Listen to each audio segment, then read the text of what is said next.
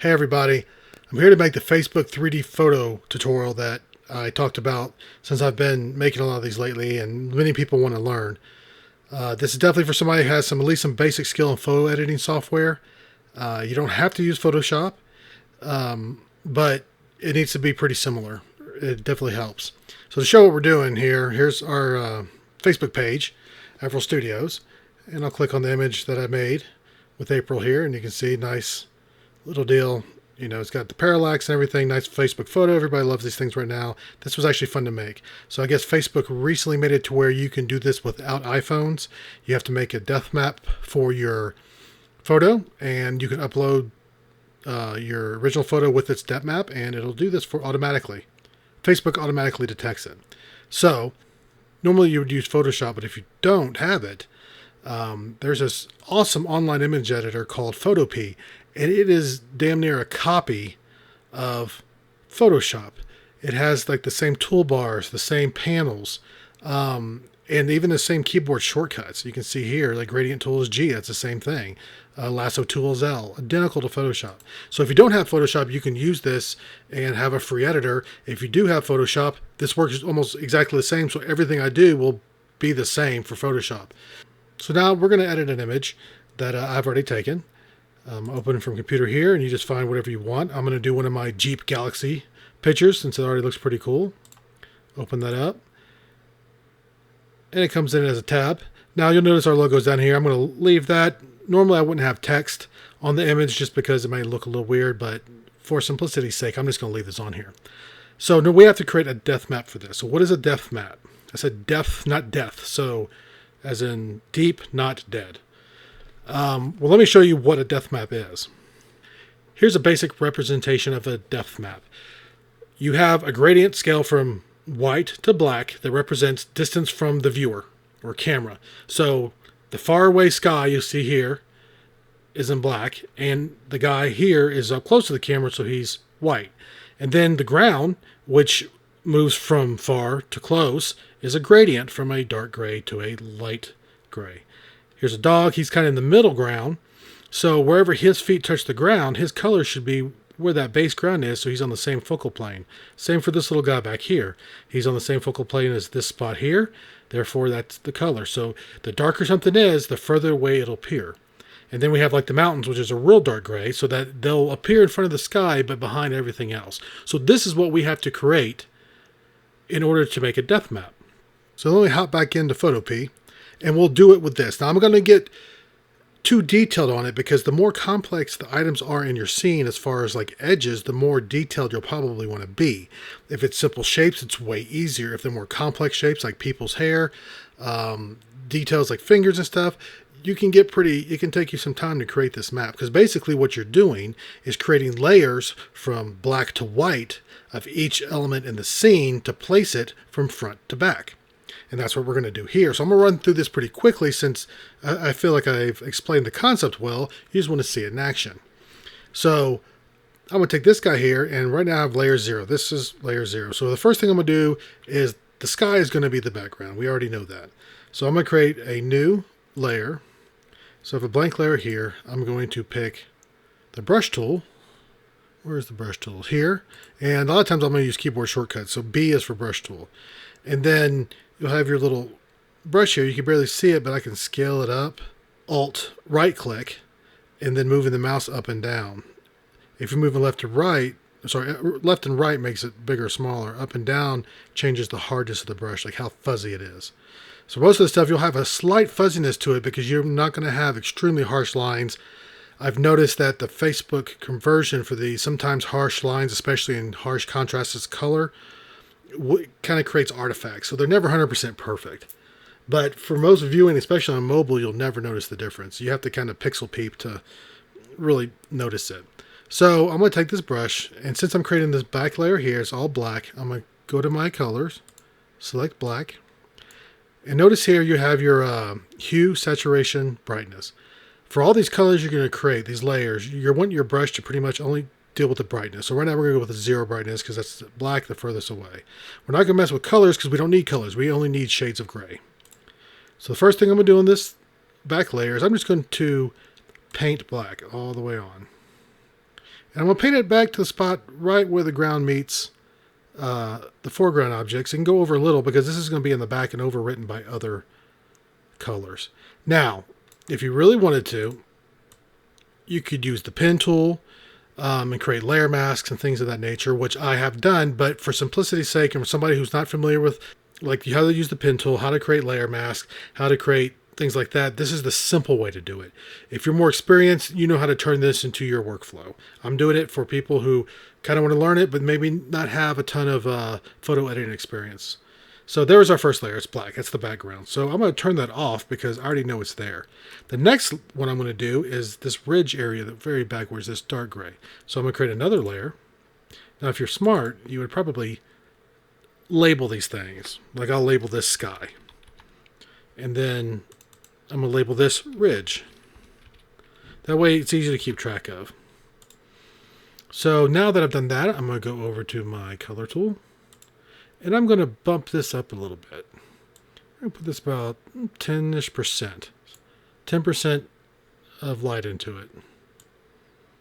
Or 11, 10, whatever. That works. And then I'm going to check my brush. I'm going to harden it up a little bit. Maybe make it a little smaller so it's easier to do. And I'm going to show you a neat little trick. If you already know this, this is great. If you click in one spot to kind of get it started. Oops. Sorry. Ridge layer. Don't forget to go on your second layer. Don't overwrite your layers. It makes it easier to edit. So anyway, if you click in one spot and hit the shift key and click in another spot, it will create a direct line stroke of that color. I'm going to go over here and do the same thing. I'm not worried behind the Jeep because there's nothing behind the Jeep, so I'm not too worried about that. So I'm going to come here. Again, you can get as detailed as this as you want. I'm doing kind of a quick version. I'm doing the shift click, so it's drawing a line from one point to the other. Got that guy. I'm going to start here. Shift click it here. Shift click it here. And that's all I need for that because, again, these foreground objects are going to be color over this, so I don't have to fill all that in. So I'm going to hide that. Create a new layer. Now this new layer we're going to call the ground.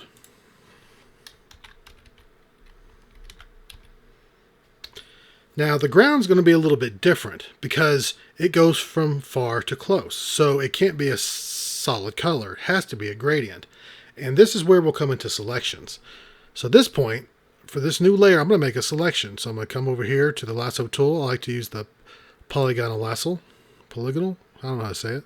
So I'm going to start making a shape that gets that background and leaves the ridge mostly. Now, since I have a lot of bushes here, you could really get detailed in here, but again, trying to make it quick. I don't want this video to be terribly long.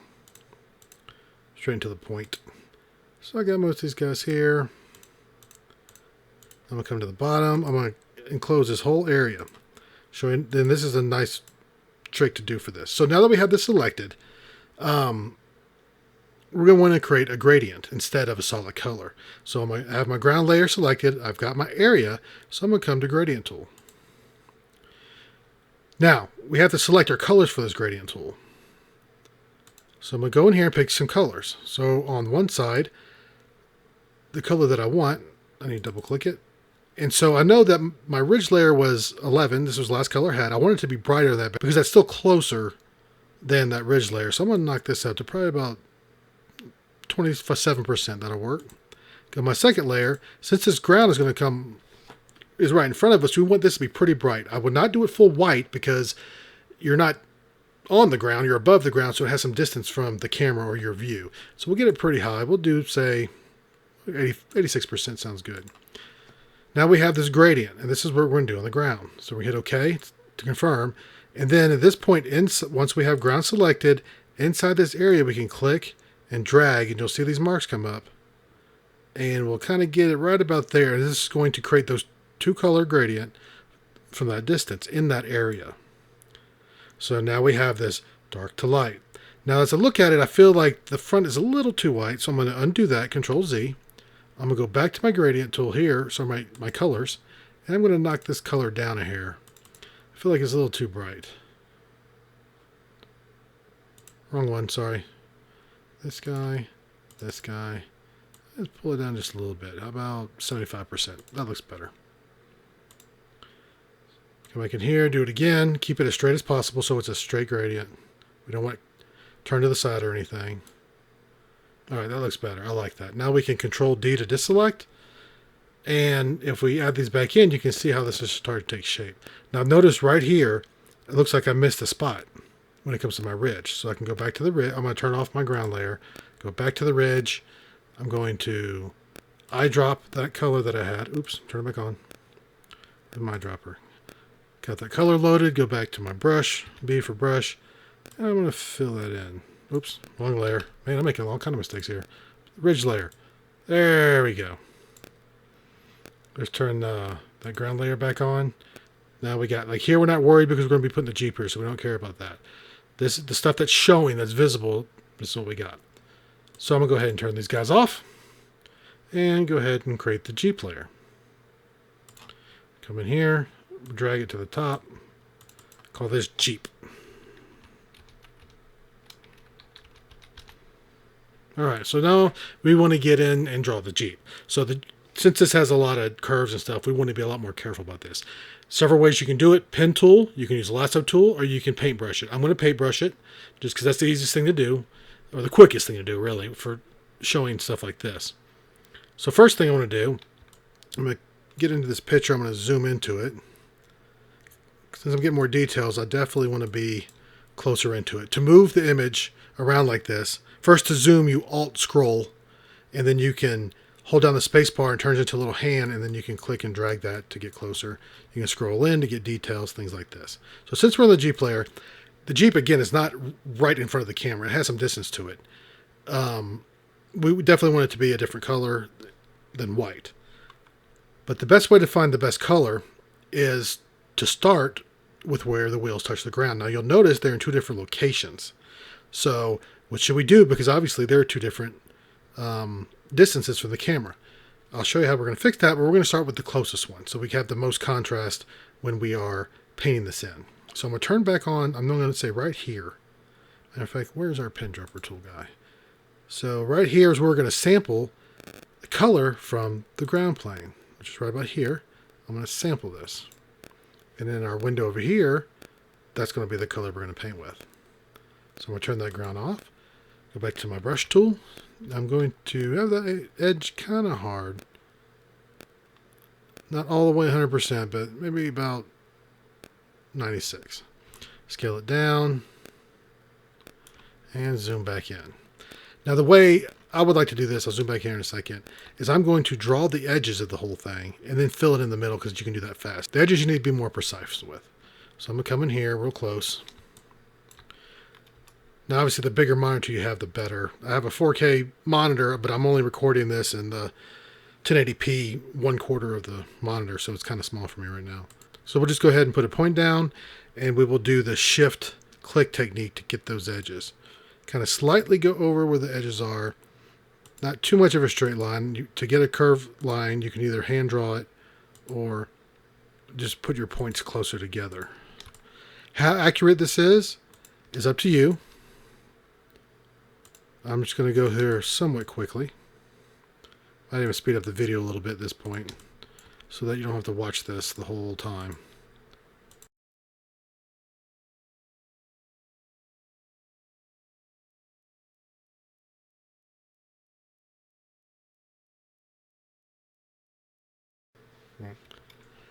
Okay, now that I've got this outlined, I'm going to go ahead and fill this in really quick.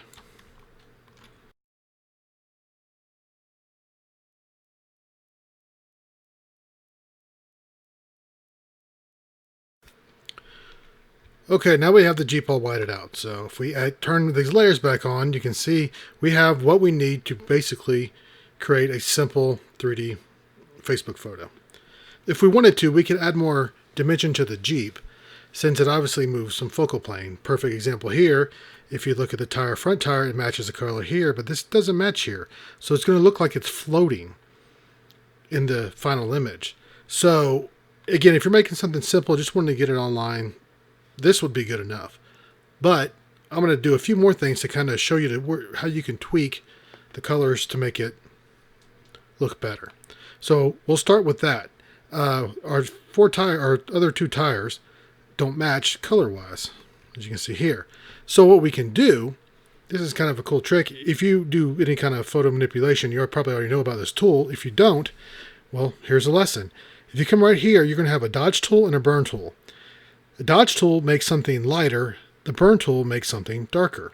So I'm going to select the burn tool, and you can pick mid-range, shadows, and highlights, and that's the levels it'll affect.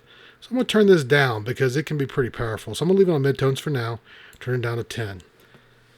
Make sure my Jeep's selected, make my cursor bigger, blur it up a little bit, and I'm going to start doing this. You'll see it gets slightly darker because this is a tire. This is a further away tire. I'm going to darken it until it's about the same, and then I'm going to kind of match it. What we can do is turn that off. Actually, I'm going to turn everything else off so we see what we're doing here. Turn this off to see where the tire is. So we only really need to do it right about here. Same thing for this back one. I'm going to see where that tire is. And I'm going to turn the ground layer back on. And I'm going to darken it up right here until it gets roughly there. And then I'm going to keep kind of doing it in the tire area. Kind of darken it up. Obviously, you want to spend more time on this if you want to get pinpoint precision. But for this tutorial, again, I'm just trying to show you. I'm going to back out and you're going to say, oh, wait a second. The back of the Jeep is too bright. Same scenario. We need to darken this whole thing up from the back. So we should go from dark to back. We could use a gradient, and that would probably work just fine for our needs. Matter of fact, I might try that after I darken this up a little bit.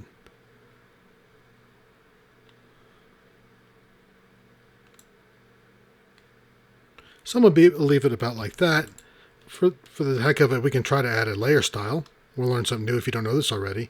If you double click on a layer, you get a thing called layer style. And what this does is something that overlays your image for that given layer. So to show an example, I'll do a color overlay of red and the whole thing overlaid red. You can also do this with gradients. So we can do a gradient overlay, and we can do something very similar. So what we'll do here, we'll click on our overlay, highlight it, pick our gradient colors. So we'll take the black. We don't want it to be black. We want it to be this ground here where the tire is. And hit OK. And then we're going to the other side and do the same thing for the other side. Click that, pick the layer right here, and it's gray. Now you're saying it's not lining up yet. Well, we have to actually change the direction of this guy. Hit OK. Hit OK, confirm. Those are the colors we want. Now we can change how it appears by this angle, so it'll go from left to right versus up and down. And with such a slight color variation, it might be hard to see. And then you change where it's located with this axis. Now in Photoshop, you can actually drag these. Right here, I could drag this gradient, but this program doesn't allow that. You have to manually set the points. So let's see if we can find the one that's going to work. So we want to get to where those tires match the ground. We have to scale it, which spreads it out. It looks like we need to reverse this. In other words, it goes from dark to light or light to dark. Nope, the dark's on the other side. We just got to bring it back. This is where Photoshop is a little easier to use because the layer styles are a little bit more intuitive there. There we go. I'm trying to get that guy. That's what I'm looking for. This tire's a little bright, so normally I might overlay this versus just do a straight gradient, but this will get us kind of what we want. So I'm going to hit OK. It turns it on, but for the sake of this, I'm just going to turn it off because I kind of like my goofy painted version here better. So anyway, now that we have this all set, this is all we need. So we have to save these two images. So first thing I'm going to do, I'm going to turn off those layers, and we're going to save the original image. Now you're saying, I already have an original image. You can use the same one if you want, but I like to keep these things organized, so I save the original, and then I save the depth map. So we go File.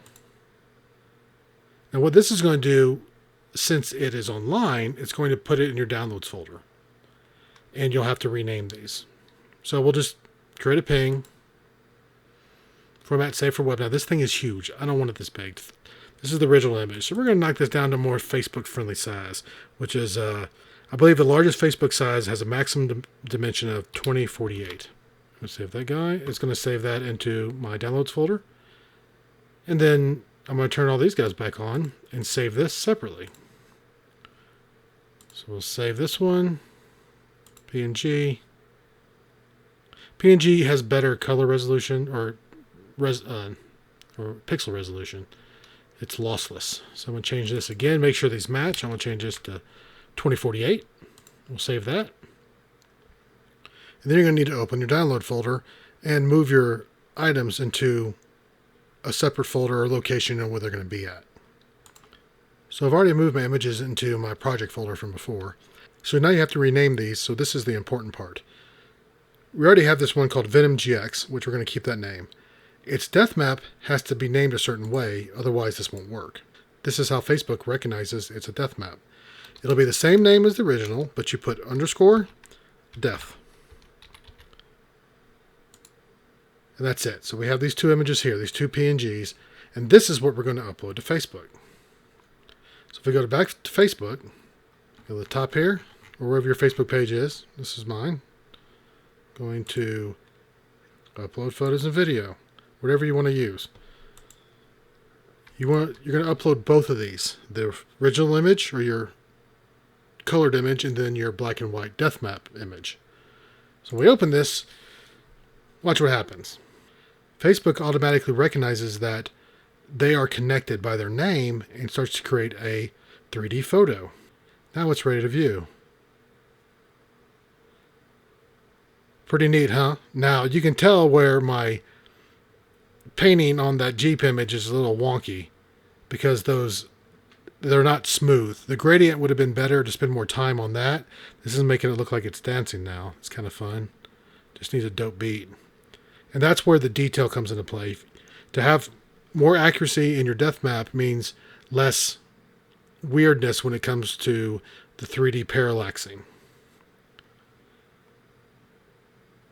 So as you see, it's doing its own little movement here. This is what happens whenever you leave a 3D photo in Facebook on the screen. It kind of automatically starts showing the parallax and moving. So you can't really tell where I didn't put as much detail into those lines. But when you move it around a lot, you can definitely tell. So that's something you want to pay attention to. And this is also a way that you have to test it. You add it like you're about to do a post. If you don't like it, you can just exit out, fix the depth map image, and bring it back in. Because that's the only one you have to resave at this point. And you'll see some weirdness where some of these harder lines don't line up. Well, that's the nature of these 3D photos. Because in reality, they're not really 3D photos. They're more of a 2.5D projection. And if you've ever done motion graphics, you know what I'm talking about. It's not real 3D. It's simulated in what they call 2.5D or projection mapping. So that's why it can never be truly 3D, because there's no information behind the Jeep to know what to parallax to. This is as close as you can get with a rough representation. And for most use, it's fine. It's really neat. You can throw it on your page real fast, and it gets attention. So that's my tutorial on how to make a 3D Facebook photo. For people who aren't interested in doing all this stuff, I've actually set up a Fiverr account under Averill Studios to where I'll do these for photos. I charge $10 right now. You saw how long it took me to do this, and this was the quick and dirty method. I put a little more time into it so that it looks better.